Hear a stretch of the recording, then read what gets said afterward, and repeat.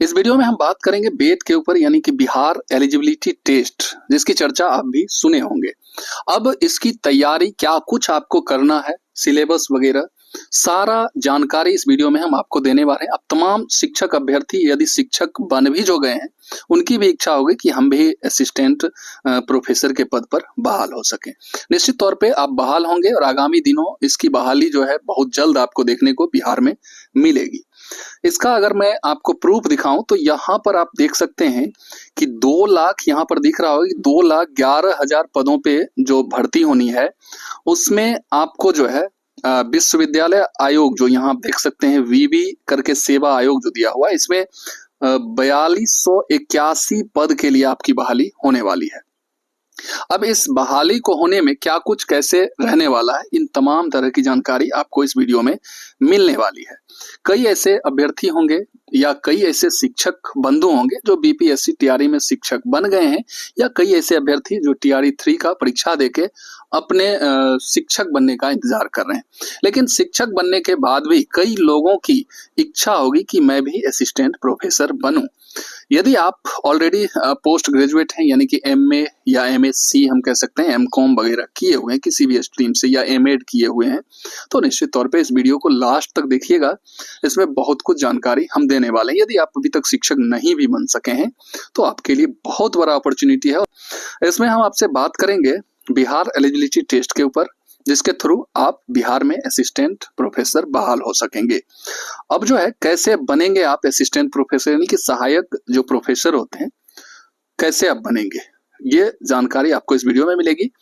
क्या रहेगा बेट का सिलेबस यानी कि बिहार एलिजिबिलिटी टेस्ट जो ली जाएगी असिस्टेंट प्रोफेसर की बहाली से पहले, उसका सिलेबस वगैरह क्या रहेगा, एग्जाम का पैटर्न, और अभी फिलहाल अभी जो वीडियो आप देख रहे हैं तो अभी से आपको क्या करना चाहिए, इन तमाम तरह की जानकारी इस वीडियो में आपको मिलने वाली है। हम बिना देर किए हुए आपको लिए चलते हैं तथ्य की तरफ। सबसे पहले यहाँ आप देख पा रहे होंगे कि ये न्यूज के माध्यम से आपको स्पष्ट कर दूं कि विश्वविद्यालय सेवा आयोग यहाँ पर दिखा होगा, जिसमें 4281, अब ये उस समय का गणना है, इसमें आपको पद की संख्या बढ़ेगी ही बढ़ेगी, घटेगी नहीं। तो एक बम्फर बहाली हम कह सकते हैं सहायक प्रोफेसर के लिए आने वाली है। ब्रीफली हम इसकी चर्चा करेंगे, कोई डिटेल्स हम नहीं, क्योंकि यहाँ पर मैं बता दूं कि ये जो बेट के लिए जो मीटिंग हुई है, इसको लेके आप देखिएगा तो स्पष्ट तौर पे आपको यहाँ मिल रहा होगा कि विभिन्न आयोगों को, ये रेड वाला जो लिखा हुआ है इसको आप पढ़िएगा तो इसमें लिखा हुआ है कि विभिन्न आयोगों को जो है पदों की अधियाचना भेज दी गई है। अब पद की अधियाचना भेज देने का मतलब है कि इस पर काम शुरू हो गया है।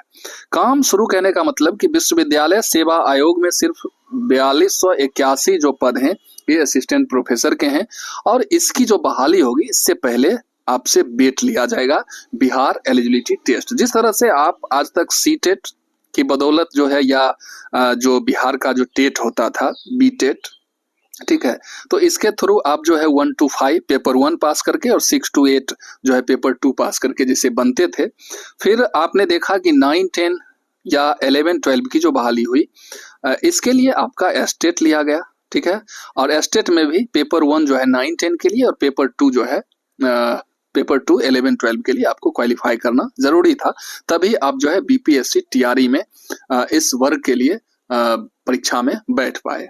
इसी तरह से असिस्टेंट प्रोफेसर की जो आपकी बहाली होगी इसके लिए आपसे बेट लिया जाएगा। तो इस एक एक पॉइंट की हम चर्चा करेंगे, आप लोग इस वीडियो में बने रहिए।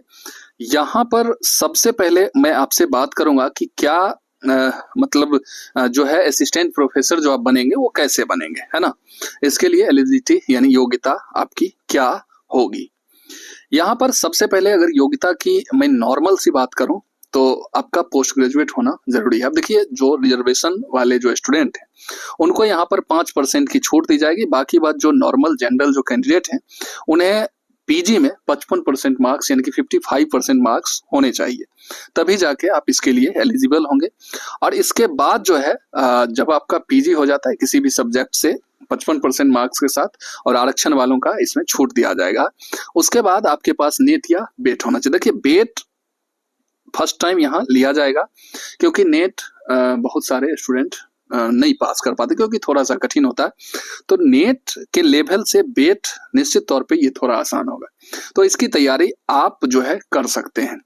क्योंकि आप बेट निकालिएगा तभी जाके, तो आपके पास पीजी 55%, फिर नेट होना चाहिए। एज की जहां तक बात है तो 21 से 55 साल जो है असिस्टेंट प्रोफेसर के लिए एज होता है। बाकी बात बेट के लिए जहां तक अभी तक इसका कोई मतलब इसकी तैयारी चल रही है, लेकिन अगर नेट से कंपैरिजन करते हुए देखा जाए तो इसमें एज का कोई लिमिटेशन नहीं होता है, तो ये आप मान के चल सकते हैं कि उसी को फॉलो किया जाएगा। थोड़ा बहुत चेंजेस आपको देखने को मिलेगा। बाकी बात अगर मैं एग्जाम पैटर्न की बात करूं, देखिए मैं ब्रीफली बात कर रहा हूं आपसे, तो एग्जाम पैटर्न की अगर बात करें तो यहाँ पर जिस तरह से नीट का एग्जाम होता है, इसमें एक कॉमन पेपर होता है जो सबों के लिए होता है, सब सब्जेक्ट वालों के लिए, और पेपर 2 जो होता है वो आपका स्पेसिफिक जो आपका सब्जेक्ट है उससे पूछा जाता है। यहाँ पर कॉमन पेपर में 50 क्वेश्चंस होते हैं, है ना। उसके बाद पेपर 2 जो आपका है वो आपका 100 क्वेश्चंस होता है। तो यहाँ पर 150 क्वेश्चंस आपसे पूछे जाते हैं, है ना। यहाँ पर पेपर 1 आपको दिख रहा होगा जिसमें 50 क्वेश्चंस जो हैं और प्रत्येक क्वेश्चन 2 मार्क्स का होता है, इसलिए आपका यहाँ 100 मार्क्स का हो जाता है। और ये सारे चीज जो है कॉमन पेपर में आपसे पूछे जाएंगे, जिसमें बिहार स्पेशल भी 5-10 मार्क्स का आपसे पूछ लिया जा सकता है। अभी सिलेबस तैयार हो रहा है, सब कुछ आपको बहुत जल्द देखने को मिल जाएगा। ये जितने भी पॉइंट लिखे हुए हैं उसको आप देख सकते हैं। शिक्षण योग्यता, अनुसंधान योग्यता, समझ, संचार, गणितीय तर्क योग्यता, ये सारा चीज आप देख सकते हैं। इसमें आपसे रीजनिंग, मैथ वगैरह भी पूछा जाता है। तो ये आप स्क्रीनशॉट इसको आप देख सकते हैं। इसको पढ़ने में मैं ज्यादा समय नहीं दूंगा, इसको आप देखते हुए समझ सकते हैं कि पेपर 1 आपका इसी तरीके से रहेगा। इसमें आपका जो है MCQ टाइप का आपसे क्वेश्चन, मल्टीपल चॉइस क्वेश्चन रहेगा, वैकल्पिक जो 4 ऑप्शन या 5 ऑप्शन, जितने भी ऑप्शन। इसका अपना हो सकता है कि बिहार बोर्ड ही आपका जो है बेट ले ले। बाकी बात जब आप कंसर्निंग सब्जेक्ट जो आपका मेन पेपर होगा उसमें आप आइएगा, तो यहाँ पर आपसे 100 क्वेश्चंस पूछे जाएंगे जो कि 200 मार्क्स, प्रत्येक क्वेश्चन 2 मार्क्स का रहेगा। और यहाँ पर आपको विषय संबंधित प्रश्न, जिस भी सब्जेक्ट, हिस्ट्री से फिजिक्स, केमिस्ट्री, जिस भी सब्जेक्ट से आप हैं, इकोनॉमिक्स है, पॉलिटी है, जो भी है, उस सब्जेक्ट से आपसे 100 क्वेश्चन और उसमें आपको 200 मार्क्स मिलेंगे। इस टाइप से आपका जो है एग्जाम होगा। और उसके बाद आप जो है इसको पास कर जाइएगा। बेट जब आपका निकल जाएगा, इसमें एक जो है क्वालिफाइंग मार्क्स नहीं रहेगा, इसमें कंपटीशन होगा। जितने लोगों को बेट पास करवाना होगा उतने लोगों का इसमें कट ऑफ वगैरह निर्धारित होगा, तो वो परीक्षा में बैठने के बाद पता चलेगा। इसको पास करने के बाद जो है आपका फिर जो है एक कमीशन है जो कि असिस्टेंट प्रोफेसर की बहाली करेगी। तो वो जो है फिर फॉर्म वहां से निकलेगा जो आप अभी देखे 4281 वाला, और इससे जो है वैकेंसी बढ़ेगी ही, तो इस पर जो है वैकेंसी निकाली जाएगी। फिर आप बेट चूंकि क्वालिफाई हैं, आपके पास पीजी ऑलरेडी है, और तब जाके यहाँ पर जो है एज का भी लिमिटेशन रहेगा 21 से 55 साल। और इस के अंदर में आप सब कुछ आपका मतलब आप डिजर्व करते हैं, एलिजिबल हैं, तो आप जो है इसके लिए अप्लाई करेंगे। फिर हो सकता है कि आपको सिर्फ इंटरव्यू लेके असिस्टेंट प्रोफेसर बना दिया जाए, या एक नॉर्मल सा फिर एग्जाम आपका हो सकता है। तो ये असिस्टेंट प्रोफेसर बनने की प्रक्रिया रहेगी, ये सारा चीज रहेगा। हम आपको पूरा डिटेल्स नहीं बताएं, ब्रीफली बताएं। बाकी बात आप जो है नेट के सिलेबस को, जो नेट वाला जो पैटर्न है उसे आप फॉलो करते हुए अभी तैयारी आप कर सकते हैं। फिलहाल अभी अगर आप कुछ करना चाहें तो आप अपने सब्जेक्ट को, अभी फिलहाल कुछ भी नहीं, कॉमन पेपर वगैरह कुछ भी नहीं देखना है, उस समय आप देख लीजिएगा।